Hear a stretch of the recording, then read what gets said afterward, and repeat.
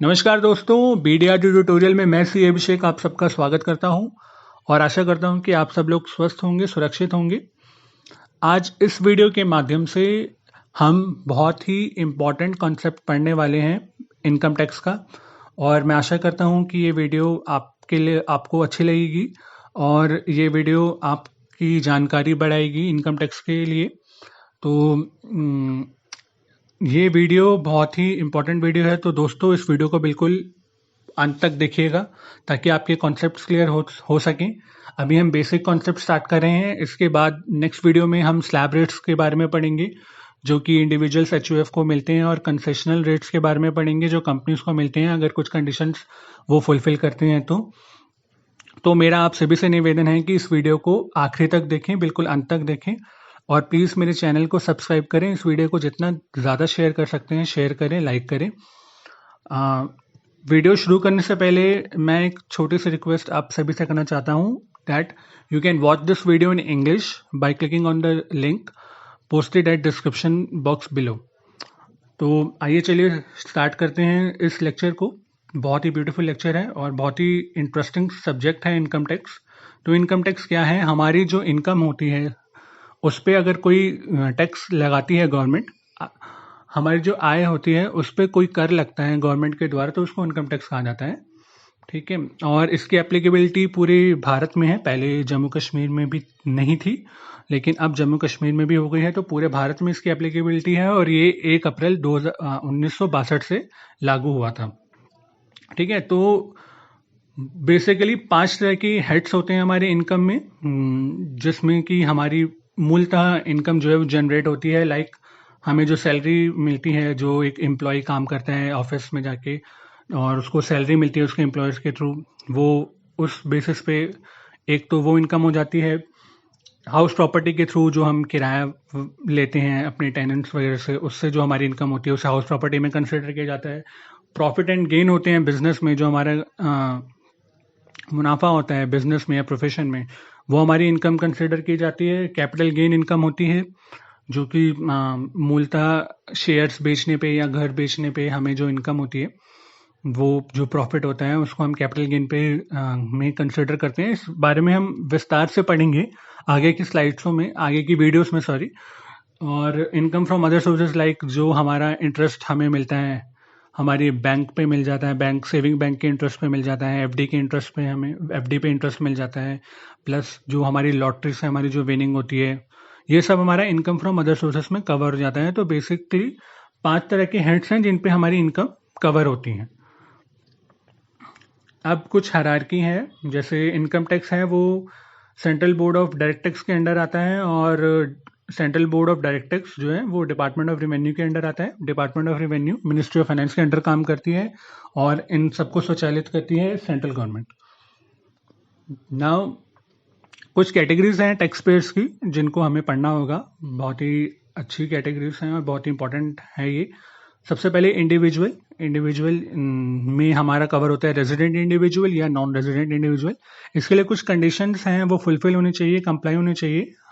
तो उसके बाद ही हम डिसाइड करते हैं कि वेदर वो जो इंडिविजुअल है वो रेजिडेंट इंडिविजुअल है और या फिर वो नॉन रेजिडेंट इंडिविजुअल है, और उसी के हिसाब से जो है उसकी टैक्सेबिलिटी हम बताते हैं कि उस पर क्या टैक्स लगेगा, कितना टैक्स लगेगा या नहीं लगेगा, तो क्यों नहीं लगेगा, या कौन कौन सी इनकम पे उसका टैक्स लगेगा। उसके बाद आ जाता है आपका HUF, AOP, BOI, और उसके बाद आ जाता है आपका partnership firms and then companies में हमारा फॉरेन कंपनीज में इंक्लूड हो जाता है।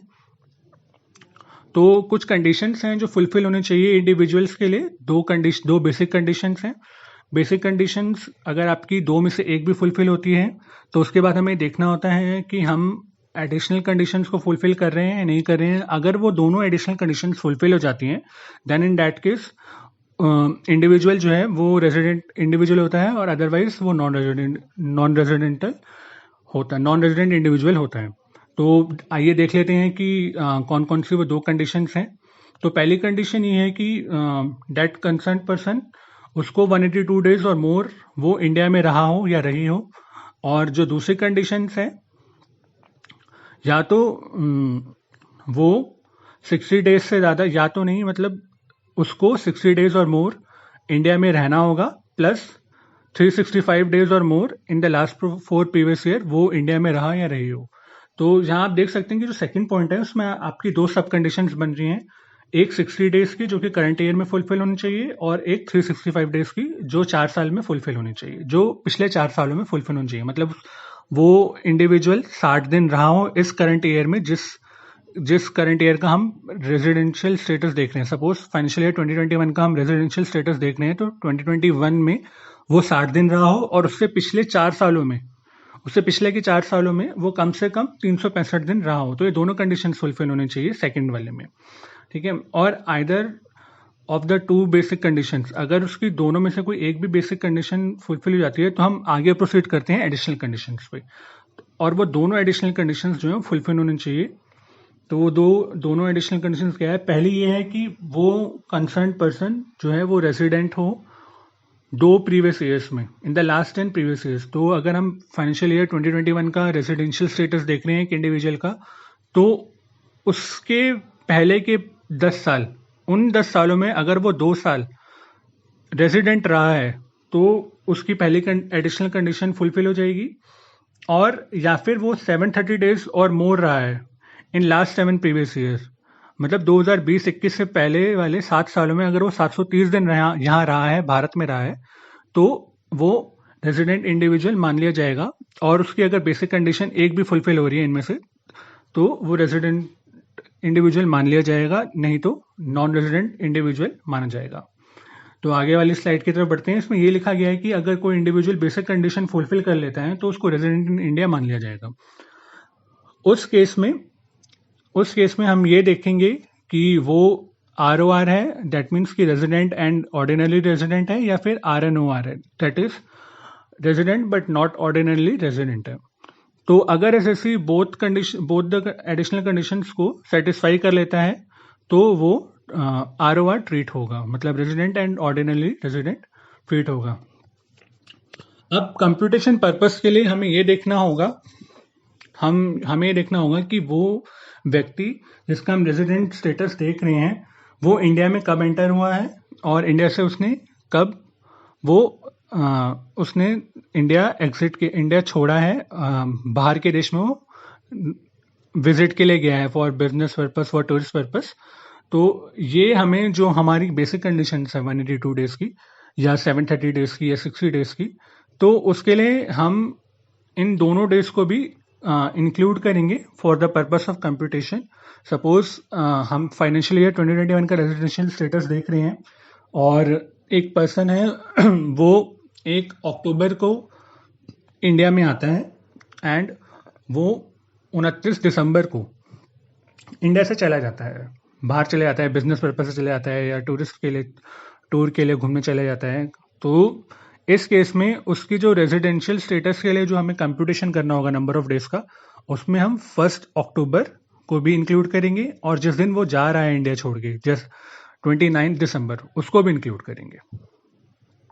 कुछ सिग्निफिकेंट अमेंडमेंट्स हुई हैं 1 अप्रैल 2021 से, जैसे कि 182 दिन पहले जो बेसिक कंडीशन में दिखाया था वो अब 120 दिन हो गया है, प्रोवाइडेड कि उस इंडिविजुअल की इनकम जो है वो 15 लाख हो।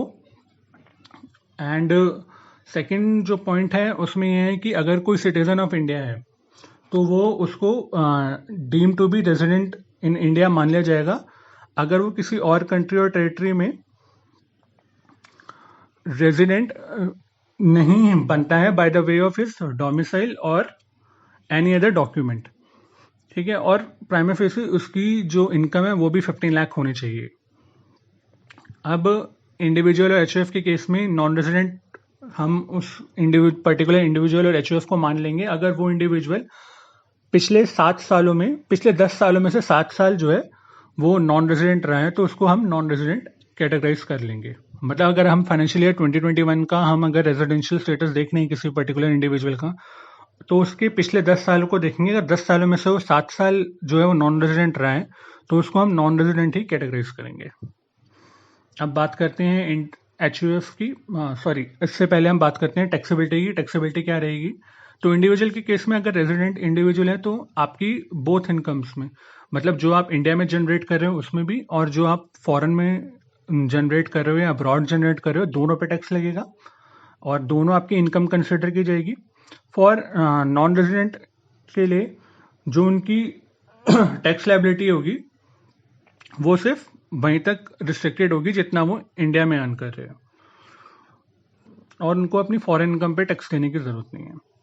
अब इसके बाद हम चलते हैं रेजिडेंशियल स्टेटस HUF का और AOP, BOI और लोकल अथॉरिटी और जुडिशियल पर्सन का। तो ये सभी रेजिडेंट होंगे अगर इनका जो कंट्रोल एंड मैनेजमेंट है वो होली और पार्टली, या तो पूरा या आधा भी, थोड़ा भी, अगर इंडिया में है, इनका जो कंट्रोल और मैनेजमेंट है, अगर इनका इंडिया में रिसाइड करता है या इंडिया से ही इनके जो फाइनेंशियल डिसीजंस हैं या मेजर डिसीजंस हैं वो लिए जाते हैं, तो यही माना जाएगा कि ये लोग रेजिडेंट